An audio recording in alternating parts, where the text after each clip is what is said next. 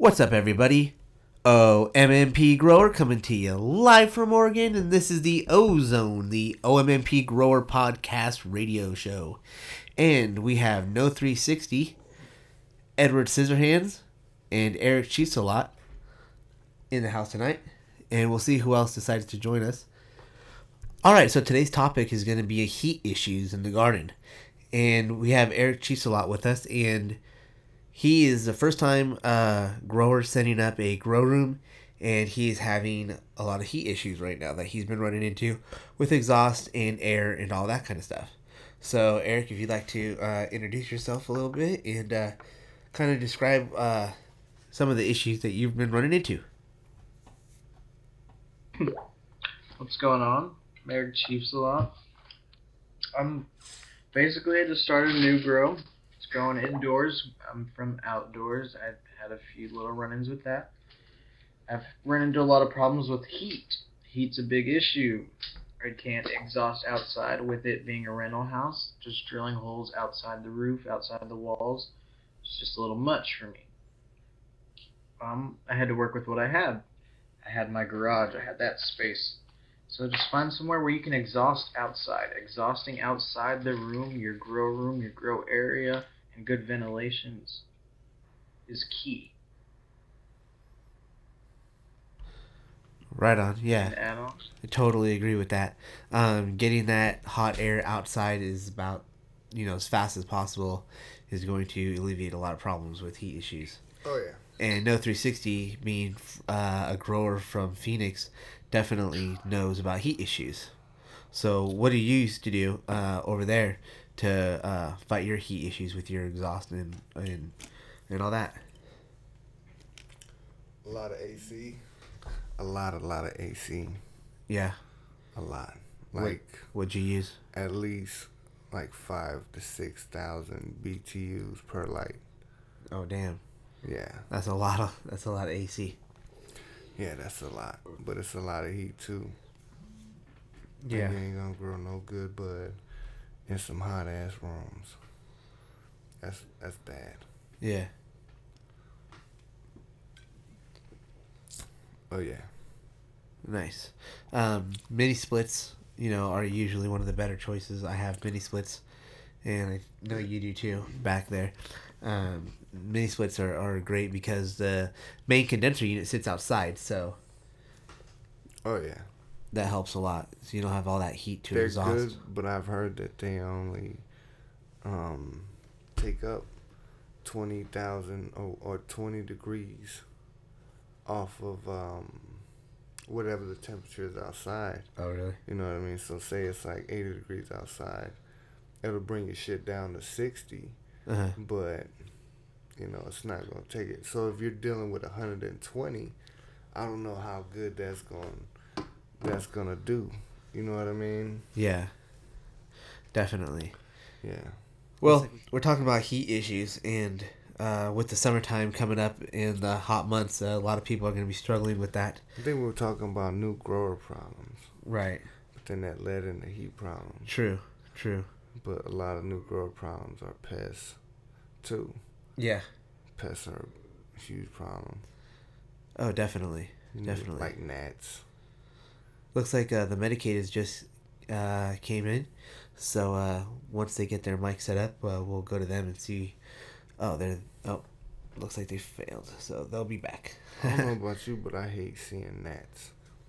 Even floating around, just flying around in my room. But I think that was from mostly overwatering, though. That's another new grower problem. Let me get that. Yeah. Let me get that. There's quite a few things. Done all kinds of things from stupid little CFL grows in the closet. I did that. I went there. I did it. I wanted to play around.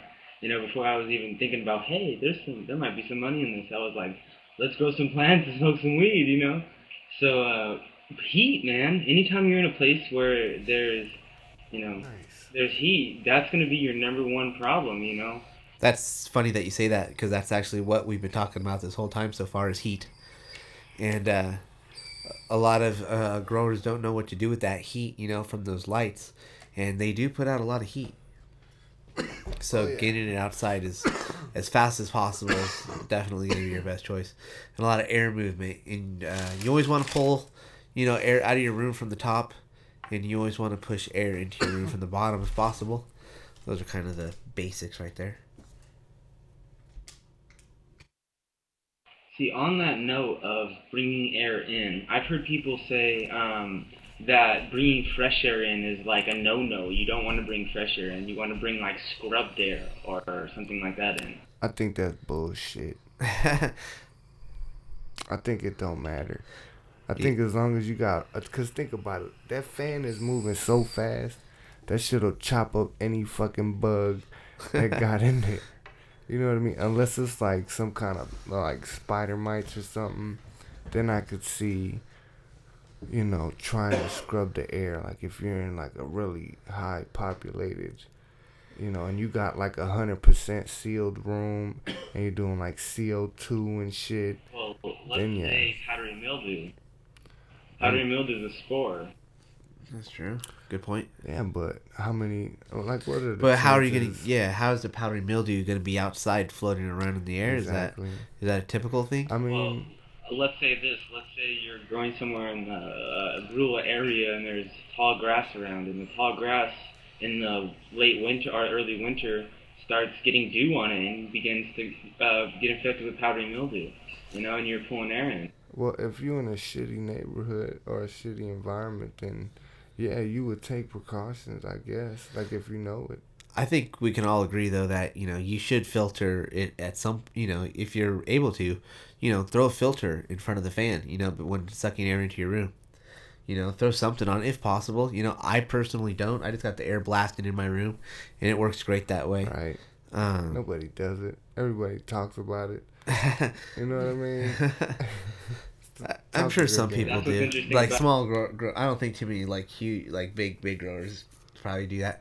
But you never know. Like some people have the closed, the whole closed system and all that, and that's cool too. Yeah, if you got like a room or something and you like 100% sealed. But it's like 65 degrees here in Oregon. Yeah, that's what I'm saying. Why wouldn't you want to? Like I just blast that beautiful cold air in.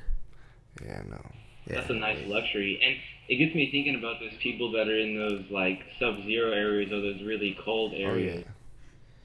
But Definitely. even that, I mean, I don't think you can do it to that extent. Like, you don't want to blast like fucking 30-degree weather or like 0-degree weather in the fucking grow room. You know what I'm saying? That's gonna first off make your shit like hella humid or something. It's gotta fuck with it some way.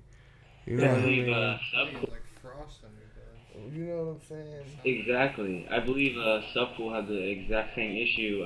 In one of his videos, he pulled air in, really cold air into his hoods, and they started condensating water, and it was literally like pouring water out of his hood. Yeah, I believe that. Cause you're pulling in too much, like just like fog is cold and hot or whatever, you know what I mean? Like that's what you're basically creating. Like it's a upset in the balance of, you know what I mean, what it's supposed to be. It's two extremes. Well, I've been having a crazy problem with heat also, and this has to do with heat with my lights off. I run my lights at night, 9 to 9. As most people do. Hours. Nice. But in the daytime here in NorCal, it gets very hot. So when my lights are off, come about 12 to 4, even past 5, it is fucking hot. 95 plus degrees inside my room. That's why in that situation you would want to make sure that your fans are off, at that time at 9 a.m. so it's not blowing in that hot air into your room from outside at that point. You just want to try to keep the room as cool as possible. I mean, you're going to need an air conditioner, obviously, at some point. You might need to vent the room off often, because I think that's like too much of an air buildup. Like if you got a hot room, you need a lot of dehumidifiers when you run a closed room like that, you know what I mean? Unless you venting it off like every hour or something. Like I would say you would have to change change the air in the room at least once every hour, you know what I mean? In order to keep that build up from happening. And I think I even read that somewhere. Probably in the chat room. We read a lot in the chat room. I think it was one of those George Sapanez videos or something. Yeah. Definitely. But yeah, George Sapanez is definitely, I think, pretty solid. Nice. So, medicated. What other new grower problems have you experienced? Finding good genetics to work with, that's always, That really is difficult huge. one. Right now?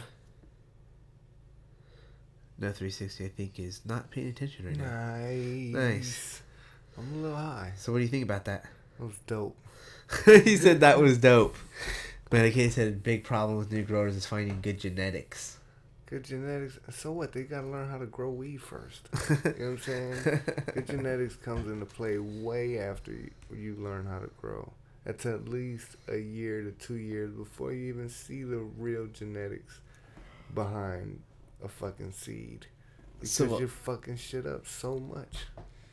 You're putting that plant through so much stress. I'll interject. Oh. Oh. Edward Scissorhands says, let me spit a little something here. A little bit chair, Ed. All right. Well, I'm a new grower. I apprentice with O here, and I was fortunate enough to acquire the position. And some of the problems that I myself have come in contact with have been like, soil, nutrients, what to use, how much to use of it, when to use it, different things for different stages. And then learning all that, MPK, what all that means. So, I don't know, maybe you can elaborate on a lot of that stuff. What, like on soil and NPK? Well, Yeah. I think there's that just a lot of different choices, and there's a lot of different things out there. And Yeah, and there's a lot of people advocating a lot of different stuff, from veganics, super soil, hydro. what's right, what's wrong? Exactly. And people, there's a lot of different ways to get to the finish line. there's a lot of different ways. But definitely, I think most new growers should usually start off with soil. Like a soil medium. Oh, yeah. I think it's simple. You don't need a lot of nutrients with the soil-based formula. And it's just easier to manage, I feel.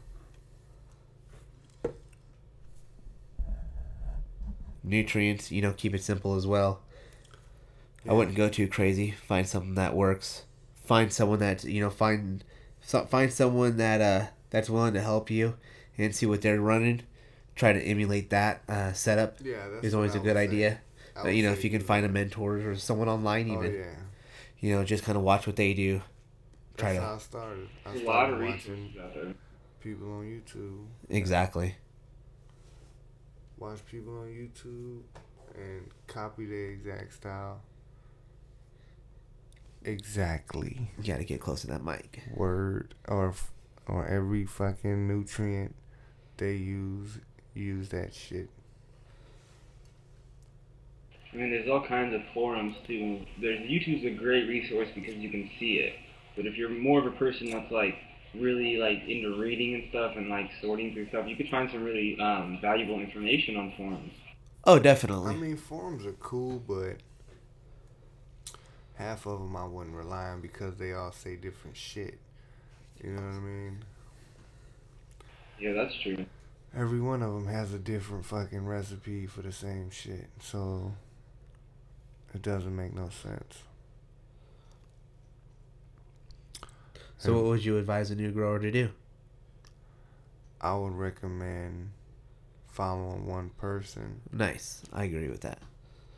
Try to find someone to follow.